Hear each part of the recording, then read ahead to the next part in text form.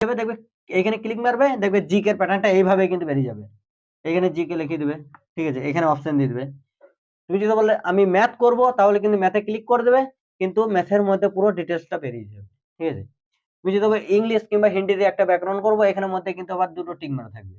দুটো এই SSC জিডিতে exam দিতে যাবে, এবং তোমাদের এসএসসি জিডিতে এক্সাম সেন্টারে কি কি ডকুমেন্টস নিয়ে যেতে হবে, এবং এসএসসি জিডির এক্সাম দিতে গেলে তোমাদেরকে বাংলা ভার্সন এবং হিন্দি ইংলিশ কিভাবে চুজ করতে হবে, এবং কি করে কোশ্চেন অ্যাটেন্ড করার পর সাবমিট করতে হবে। কারণ এই যে সাবমিট করা যদি তোমার ভুল হয়ে যায়, তাহলে কিন্তু এক্সাম সেন্টার বসাই হবে, এক্সাম দেওয়াই হবে, কিন্তু তোমার সাবমিট যদি না হয়, তাহলে কিন্তু তোমার পরীক্ষাটা কিন্তু বাতিল হয়ে যাবে। তাই তোমাদেরকে কিন্তু প্রথম থেকে কিন্তু লাস্ট পর্যন্ত এই ভিডিওটা দেখতে থাকো, তাহলে তোমরা কিন্তু অনেক কিছু জানকারি পেয়ে যাবে। কারণ এই যে ভুলগুলা কিন্তু করলে পারে কিন্তু তোমাদের এক্সামটা পুরো বাতিল হয়ে যাবে, তোমার কিন্তু মানে কিছুই হবে না। আর ডকুমেন্টস কি কি নিয়ে যেতে হবে ওখানে, তোমাদেরকে এটাও জানা দরকার। তো তোমাদের প্রথমে বলি, এক্সাম সেন্টারে যাওয়ার সময় ফার্স্টে কিন্তু তোমাদের অ্যাডমিটে লেখাই আছে, দেখবা অ্যাডমিটের প্রথম পেজ এবং লাস্ট পেজটা কিন্তু বের করতে হবে অনলাইনে দোকানে। এক কপি বের করলে হবে, দু কপি বের করবে, একটা সাদা কালো একটা কালারিং, ঠিক আছে। তো লাস্ট পেজটা পুরো ফর্মটা ফিল আপ করে নেবে, আর প্রথম পেজটা কিছু করার দরকার নেই। আর সঙ্গে একটা আধার কার্ড কিংবা প্যান কার্ড ভোটার কার্ড যে কোনো একটা ডকুমেন্টস, একটা আইডেন্টি প্রুফের মধ্যে একটা ডকুমেন্টস নিয়ে যেতে হবে। 2 নম্বর পয়েন্ট হচ্ছে তোমাকে ছবি নিয়ে যেতেই হবে 2 কপি। এবার তোমরা বলবে যে ছবিটা কিসের জন্য লাগে, ছবি তো নিয়ে যায় কিন্তু কাজে লাগে না। তুমি এক্সামে ঢোকার আগে যদি বলো যে ছবি নিয়ে আসিনি, তোমাকে কিন্তু এক্সাম সেন্টারে ঢুকতেই দিবে না। কারণ আজকে আমি গিয়েছিলাম, যেটা পুরো ডিটেলসে যেটা বলছি সেটা বুঝো। এটা হচ্ছে যে ছবিটা তোমার ধরো ফিঙ্গারপ্রিন্টে কোনো কাজ হচ্ছে না, তার জন্য কিন্তু তোমার ওই ছবিটা অ্যাটেস্টেড করবে, দিয়ে ছবিটা ওদের কাছে রেখে একটা ফর্ম ফিল আপ করে জমা দিতে হবে। যাদের ফিঙ্গারপ্রিন্ট নেয় না, অনেক ছেলে কিন্তু ফিঙ্গারপ্রিন্ট নেয় না, ঠিক আছে, তার জন্যই কিন্তু ছবিটা নিয়ে যেতে হয় 2 কপি। পাসপোর্ট সাইজের 2 কপি ছবি, আধার কার্ড ভোটার কার্ড কিংবা প্যান কার্ড, তিনটের মধ্যে যে কোনো একটা ডকুমেন্টস, আইডেন্টি প্রুফ কিংবা মাধ্যমিকের অ্যাডমিটও হলে হয়ে যাবে। তারপর আর যে এসএসসি জিডি যে অ্যাডমিট কার্ডটা বলেছি ওইগুলা নিয়ে যেতে হবে, ঠিক আছে।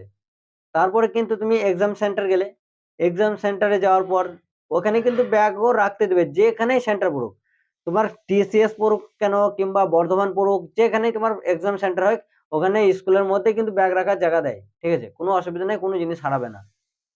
আর কোনো ঘড়ি বেল্ট টুপি কোনো জিনিস কিন্তু অ্যালাউ নেই, ঠিক আছে। এবং কি সঙ্গে টাকা পয়সাও তোমাদেরকে এক্সাম সেন্টারের ভেতরে কিন্তু নিয়ে যেতে দেবে না, সব ব্যাগের মধ্যে ভরে রেখে ব্যাগের মধ্যে রাখা হবে।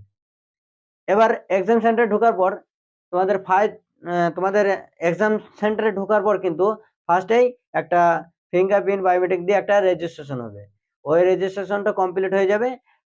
ঢোকার আগে কিন্তু তোমাদেরকে কোন ফ্লোরে দিয়েছে, ঢোকার পরেই কিন্তু তোমাদেরকে ল্যাব 1 ল্যাব 2 এইভাবে কিন্তু তোমাদেরকে রোল নাম্বার অনুযায়ী চেক হবে, ঠিক আছে, তোমাদেরকে ল্যাবের মধ্যে নিয়ে যাবে। এবার কিন্তু সিস্টেম নাম্বার তোমাদেরকে দেখে নাও, এই যে প্রসেস, ঠিক আছে। ফার্স্টের কোশ্চেন এলো, ধরো তোমাদেরকে বলি, তুমি যদি বলো বাংলাতে এক্সাম দেবো, বাংলাতে দিতে পারো, কিন্তু যে ব্যাকরণটা আছে ইংলিশ কিংবা হিন্দি, ইংলিশ কিংবা হিন্দি কিন্তু এই দুটোর মধ্যে কিন্তু তোমাকে একটা চুজ করতে হবে, ঠিক আছে। কিন্তু বাংলাতে ব্যাকরণ হয় না, বাংলা ব্যাকরণ কিন্তু এসএসসি জিডিতে নেয় না। এই প্রসেসে কিন্তু তোমাদের ফার্স্টে কিভাবে লেখা থাকে দেখো, ফার্স্টে কিন্তু যে তোমাদেরকে প্রথমে কিন্তু নাম, ঠিক আছে, লেখাই থাকবে, ছবি কিন্তু একটা সঙ্গে সঙ্গে ছবি তুলবে, ওই ছবিটা কিন্তু পাশাপাশি দেখাবে, দেখবে, ঠিক আছে, যে তোমার ছবিটা ম্যাচ হয়েছে নাকি। তারপরে কিন্তু এইখানে যে একটা বলবে পাসওয়ার্ড দাও, তোমার পাসওয়ার্ডটা হচ্ছে তোমার ডেট অফ বার্থ। যেমন ধরো তোমার ডেট অফ বার্থ আছে কিরকম, 01/02/2024 কিন্তু ডেট অফ বার্থ, ঠিক আছে। এই যে ডেট অফ বার্থ, তোমার যে ডেট অফ বার্থ আছে, ধরো সাপোজ তোমার 2003 2002 2004, তো ডেট অফ বার্থ তো কিভাবে পাসওয়ার্ড বসাতে হয়, স্যালারটা দেওয়া এইটা কিন্তু দেওয়ার দরকার নেই। তখন কি করবে, 01/02, তারপরে 2024, পরপর বসিয়ে দিবে, দিয়ে কিন্তু ওদের যে টাইমটা থাকবে ওই টাইমে তোমাদেরকে সাবমিট করতে হবে, ঠিক আছে। তারপরে কিন্তু তোমাকে ওরা কিন্তু একটা যে তোমাদের একটা অ্যাডমিট আছে ওখানে, যে ঢোকার পরই কিন্তু তোমাদেরকে অ্যাডমিটটা দেবে। ওই অ্যাডমিটটা কিন্তু তোমাকে ফর্ম ফিল আপ করতে হবে। মায়ের নাম আর তোমার হচ্ছে তোমার নাম, আর তোমার দু জায়গায় দুটো সিগনেচার হবে, ঠিক আছে। আর যে তোমাদেরকে একটা বোর্ডের মধ্যে একটা ইংলিশ কিংবা তুমি হিন্দি যদি লেখো না, তার মধ্যে তোমাদেরকে দুটো লাইন লিখতে হবে দেখে দেখে, ঠিক আছে। আর কিছু না, বাস কাজ হয়ে গেল। তারপর কিন্তু তোমাদেরকে একটা টাইমের মধ্যে খুলে দেবে, যেটা 1 ঘন্টা পরীক্ষা হবে। 1 ঘন্টায় তোমাদের টোটাল 80টা কোশ্চেন থাকবে, ঠিক আছে। ওই 80টা কোশ্চেনের মধ্যে কিন্তু তোমাদের এইভাবে কিন্তু পেজ ওপেন হয়ে যাবে। ফার্স্টে কিন্তু তোমাদের রিজনিং আছে, এই দেখো এইভাবে দেখবে, ফার্স্টে রিজনিং থাকবে, তারপরে জিকে থাকবে, তারপরে কিন্তু ম্যাথ থাকবে, তারপরে কিন্তু ইংলিশ থাকবে, আর হিন্দি থাকবে। এই দুটোর মধ্যে কিন্তু একটা চুজ হবে, ঠিক আছে। তো ফার্স্টে দেখবা আমাদের যেমন পুরো রিজনিং এর প্যাটার্নটা বের হয়ে গেল। তুমি যদি বলো ফার্স্ট আমি রিজনিং করবো না, আমি জিকে করবো, তখন এইখানে ক্লিক মারবে, মাউসে করে নিয়ে যাবে, দেখবে এইখানে ক্লিক মারবে, দেখবে জিকে এর প্যাটার্নটা এইভাবে কিন্তু বেরিয়ে যাবে। এইখানে জিকে লিখে দিবে, ঠিক আছে, এখানে অপশন দিয়ে দিবে। তুমি যদি বলে আমি ম্যাথ করব, তাহলে কিন্তু ম্যাথে ক্লিক করে দেবে, কিন্তু ম্যাথের মধ্যে পুরো ডিটেলসটা বেরিয়ে যাবে, ঠিক আছে। তুমি যদি ইংলিশ কিংবা হিন্দিতে একটা ব্যাকরণ করবো, এখানের মধ্যে কিন্তু আবার দুটো টিক মারা থাকবে। দুটোর এই দুটোর মধ্যে কিন্তু একটা টিক মারলে কিন্তু এটা কিন্তু পুরো পুরো প্রসেস খুলে যাবে। হিন্দি বেরিয়ে যাবে, যদি এখানে টিপো তাহলে কিন্তু হিন্দিটা বের হয়ে যাবে। আর তুমি যদি ইংলিশে টিপো তাহলে ইংলিশটা বের হয়ে যাবে, বুঝেছো। এই রিজনিংটা যেহেতু পড়েছে, তো তোমাদেরকে এটা সলভ করে আমি তোমাদেরকে পুরো ডিটেলসে দেখিয়ে দিচ্ছি, দেখো 4, 16, 36, 64, 100, তারপরের স্থানটা কি হবে? তো 2 এর স্কোয়ার হচ্ছে 4, আর 4 এর স্কোয়ার হচ্ছে 16, 6 এর স্কোয়ার হচ্ছে 36, 8 এর স্কোয়ার হচ্ছে 64, আর 10 এর স্কোয়ার হচ্ছে 100। তাহলে দেখো 2, 4, 6, 8, মানে 2 2 করে বেড়েছে কিন্তু। তাহলে 10 এর পর কত? 12, তাহলে 12 স্কোয়ার কত হবে? 144। তো এই 144টা কিন্তু আমার এখানে মিলে গেছে। তো কিন্তু এই রিজনটা কমপ্লিট তোমাদেরকে একটু দেখিয়ে দিলাম, ঠিক আছে। তো আমাকে এইটা কিন্তু সঠিক, তাহলে কিন্তু আমার এখানে মাউসে করে কিন্তু এই টিকটা মারতে হবে।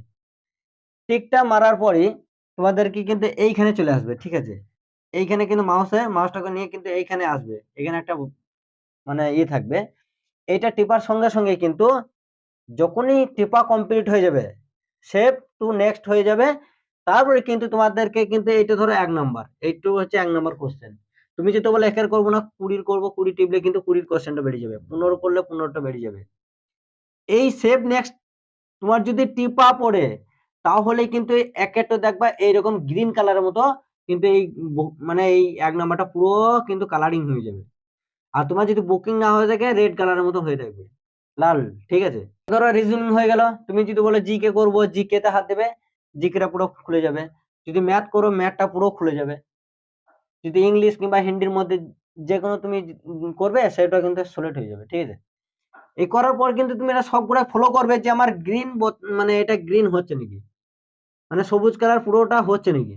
যদি লাল হয়ে থাকে, জানবা যে আমার ওই কোশ্চেনটা হয় নাই, সেভ হয় নাই। এই সেভ করবে, তারপরে এখানে দেখবা সাবমিট বাটন থাকবে লাস্টে, তোমার টাইম হয়ে যাবে। আর হ্যাঁ, এই যে টাইম, এইখানে তোমার টাইম থাকবে 1 ঘন্টা। তো এইখান থেকে টাইম তোমার উঠতে লাগবে, লেফট হবে, মানে কমতে কমতে আসবে। পুরো 1 মিনিট থাকবে, তারপরে 1 মিনিট করার পর কিন্তু 5 9 আসবে, তারপরে এখানে কমতে কমতে কমতে কমতে কিন্তু আসবে। এই টাইমটা দেখবে, তাকে দেখবে, বুঝতে পেরেছো। এটা হচ্ছে পুরো এসএসসি জিডির এক্সাম যেভাবে হয়। টোটাল 80টা কোশ্চেন থাকবে। তো সেই বুঝে মারবে, নেগেটিভ মার্কিং আছে। তোমার যেটা ভালো লাগবে সেটাই, মানে তোমার দেখবা যেটা আমার উত্তর হচ্ছে সঠিক, সেটাই কিন্তু মারবে। তুমি যদি না জানো, তাহলে সেই কোশ্চেনটা অ্যাটেন্ড করার দরকার নেই, কারণ নেগেটিভ মার্কিং আছে, বুঝেছো।